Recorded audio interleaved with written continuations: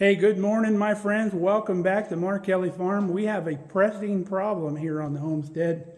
We got a bunch of apples that we need to make apple cider out of. So stick around. We'd gladly use the help.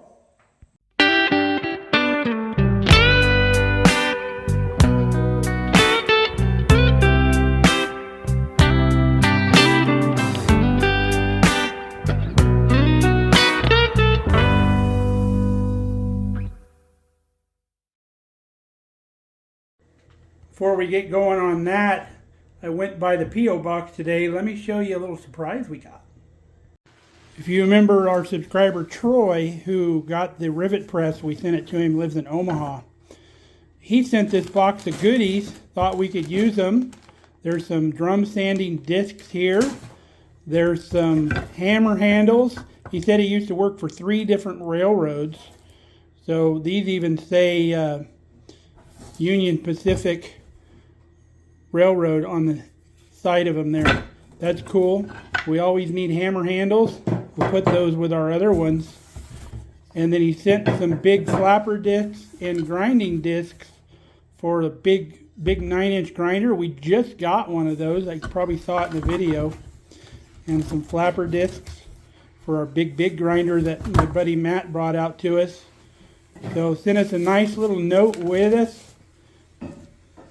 So super cool. Thank you from Penny and Troy out in Omaha. We really appreciate it. So if you remember our cider press, if you've been tuned into the farm here, we've got this finished and ready to make our apple cider. So Kelly's over sorting apples right now because she wants to freeze dry some. Now we're going to use our meat grinder to crush our apples. We got everything all washed up. We're using the biggest plate that we have for our meat grinder. We'll quarter our apples. We'll run everything through here into a bucket before we fill our cider press. We have a press bag that goes inside of that basket. We're going to go in and get that now. There's our mash bag that goes into the strainer bucket. It's got a drawstring on it, so once we get this full, we close the drawstring up and fold the bag in, put our follower on, and we're making juice. I added a little handle to that you didn't see the other day, just so we have a handle to move that basket in and out. Kelly's already started on the apples. We're going to go help her, and then we can get moving. Kelly's already got the process going. We don't have to core the apples. We just need to get them small enough pieces to go into the meat grinder. All we're doing is cutting off the bad pieces for the chickens. Got the next bucket all washed, ready to go. We've got 2 buckets of apples washed and trimmed, ready to start grinding. Ready to get this party started, babe? Yeah. Kelly started the grinding process. We'll fill this bucket up and then we'll dump it over in our mash bucket.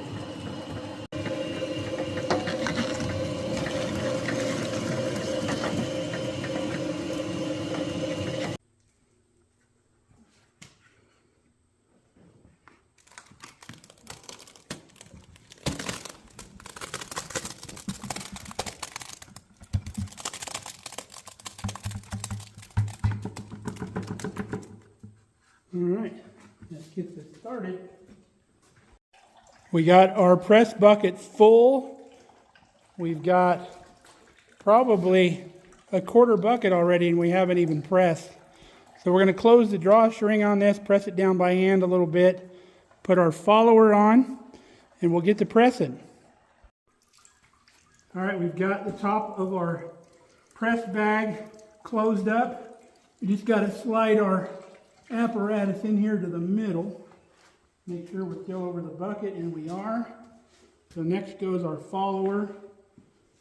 And then we're going to give it a little squeeze by hand to where we can get our plunger in there.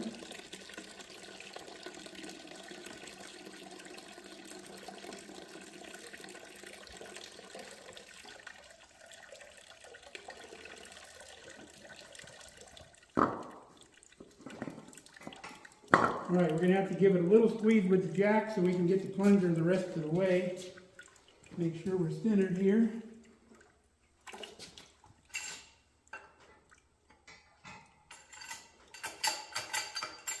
Actually, you can get over there probably.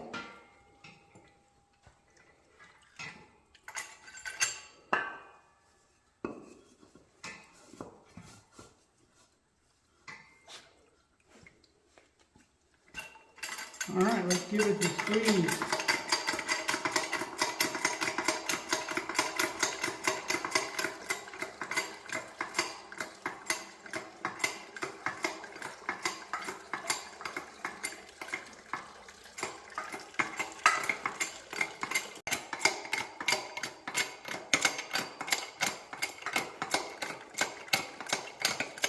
Working like a champ.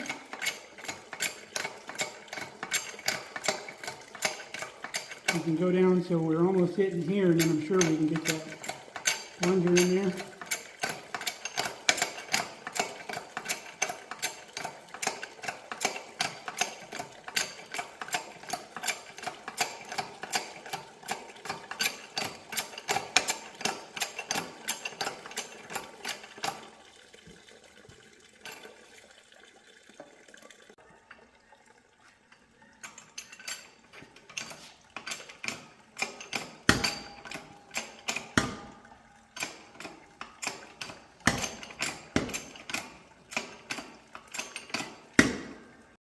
We've run out of stroke, and perfectly we're right above the basket.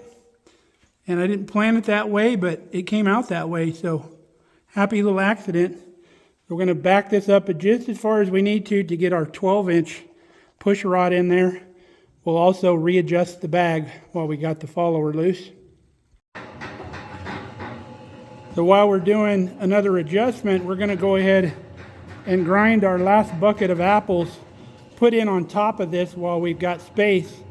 And then we have a good stopping point because none of those other apples are cut up. We've got to run into town here in about an hour and a half, so I don't want to get all those apples cut up and have them just turn brown. All right, we're back up almost to the top again.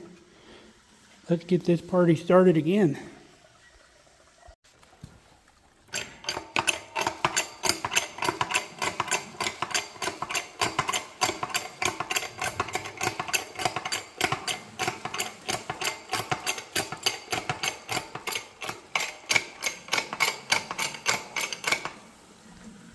All right, we got pretty much 5 gallons of cider.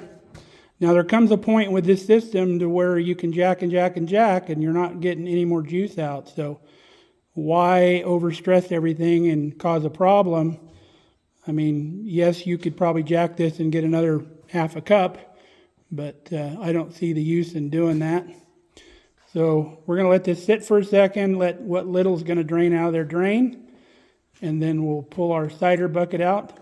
We'll probably have to put it down in the refrigerator, and when we get home, we'll come back on video. We'll take care of it.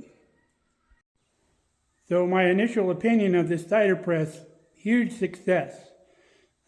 Really pleased with the capacity. It's really good. It took, 3 5-gallon barrels of chopped apples or sliced apples to fill it initially after we ground them. And then we added a 4th bucket of apples after that. And you can see where we're at. We're probably halfway down with the plunger, and the juice has pretty much stopped running. So I'm quite pleased. What I've also found too is unless you're doing small amounts, you almost don't need the 12-inch, because if you continue adding on top, the 8-inch does just fine. Now taking this loose, you just pull the bag loose out of the press bucket, and the bucket slides off. Then you've got your brick of mash there. We'll open it up and show you what it looks like. Here's our brick of mash. Now there's lots of stuff you can do with that. You can make fruit leather. You can do all kinds of stuff with that mash. It makes fantastic cattle feed, as long as you don't go overboard with any one animal. Just kind of feed it to them gradually. But you could freeze dry that, do whatever. What I do recommend though, if you're going to use this for something edible, is you grind all the cores separately and just do a bare apple mash all by itself. You can put 2 bags in here, put your apples, and then put another bag in here with your cores after you grind them. And then you can just pull your core bag out, and then you just got good apple stuff. We ground all the cores and everything together, so we knew we weren't going to do anything with this. We've already got so much that we don't need to save this, but the chickens are going to get it. All right, we got everything cleaned up. The nice thing about using stainless is you can just rinse everything off. So we can just come back when we're ready to resume. We're going to load up our 5 gallons of apple cider, get it in the house. We'll do a taste test. Real convenient to have our spigot on the bottom. And that's the reason why we use this bucket. It's made by Cambro beverage dispenser. It's 5 gallons. So we've got our fresh cider. Are we ready? I am.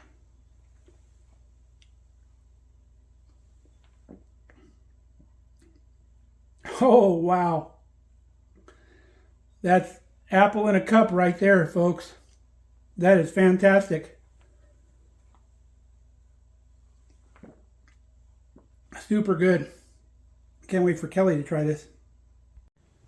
Now that doesn't need sugar or anything. I was wondering if we were going to have to add some sweetness to it because these apples that we're pressing are kind of a pie apple.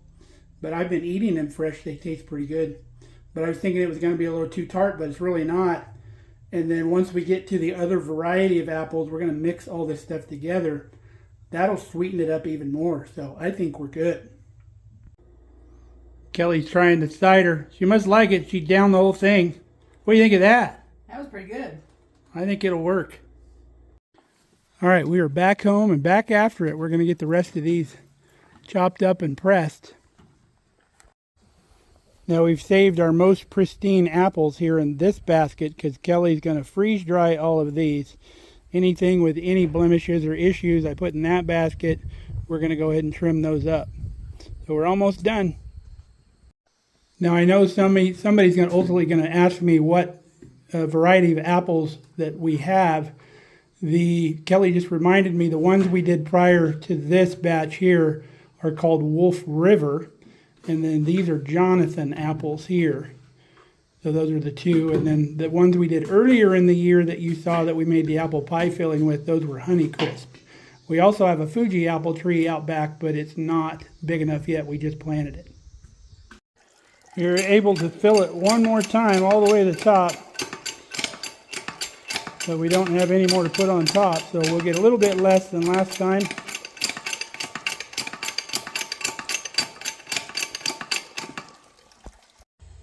Got our 2 buckets here. You can see we almost got another 5 gallons. Pretty crazy. Those Jonathan apples must have had a little more juice in them. But we just got back from supper with my cousin.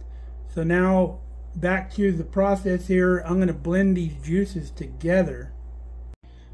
We'll pour some out of one bucket, dump it into the other, and just kind of recircle a few times until we get a good mix.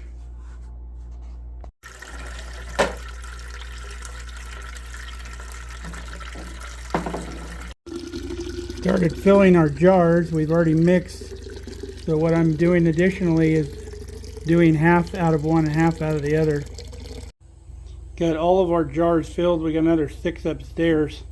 And then we put the rest of this into that. You can see that the sediment in the inside of the bucket, that stays in there. So we'll come back down once we get things going. We'll put this stuff in smaller containers so we can put it in the refrigerator. Kelly, I think, wants to freeze dry some of this and make like an apple powder where you can reconstitute apple cider whenever you want. We've got all of our jars filled and we've got them in our kettles here. Now let's talk about the difference between apple cider and apple juice. Now apple juice is filtered and pasteurized juice from the apple, just like we extracted it today. So it's more of a clear consistency, Apple cider is unfiltered and unpasteurized, where you have the sediment of the apple inside the apple cider. Now we're going to go somewhere in between because we can't drink 6 gallons, or actually 10 gallons is what we got, of apple cider. So we're going to pasteurize this and make it shelf stable. We've got it in the jars, but it's still going to be unfiltered. So what we're going to do, we started off with our kettles cold, contents are cold, the water's cold, everything's cold. So we're going to bring all this up together, and we can do this because the apple cider in the jars is about the same consistency as the water. It's all going to come up together.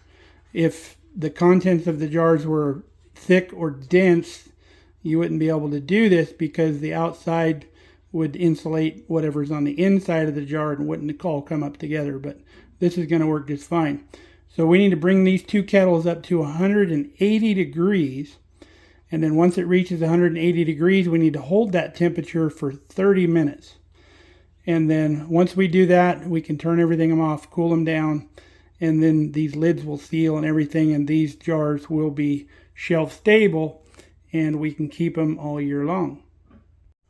Now, because this is a high acid food that we're doing, you can get by with the pasteurization 180 degrees. Now, if it was low acid food, you'd have to be at 250 degrees, which you can only do in a pressure cooker. We've got instant read thermometers in both pots. You could use candy thermometers. I believe they go that low, or digital thermometers would work.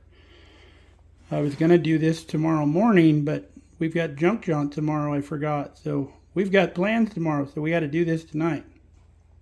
All right, this big kettle has reached 180 degrees. So we're going to start our 30-minute timer on that. And if it continues to climb, we'll throttle back our burner a little bit. This one over here is still about 170 degrees. We'll start a separate timer on that one. Well, we got it out of the canner to cool off. He ended up with 6 gallons here. We've got another 3 gallons down in the fridge that Kelly's going to freeze dry. So when this stuff sits, it's shelf stable now, but as it sits, some of the sediment will go to the bottom, and sometimes these bottles will clear out up top. So there's 2 things you can do. You can either shake it back up before you use it, or you can just open it up and pour the clear liquid off the top. It doesn't matter. But we've got lots of apple cider to store. Well, that pretty much wraps it up on our apple cider. Hope you enjoyed the process. We had a good time today doing it. It was fun. And then tune in pretty soon. We're going to junk jaunt tomorrow morning. So that video is coming. 3 days of the biggest yard sale in the United States. 300 miles of junk. So we'll bring it to you. So till next time, stay safe, stay healthy. Love you guys. Come on back and see us.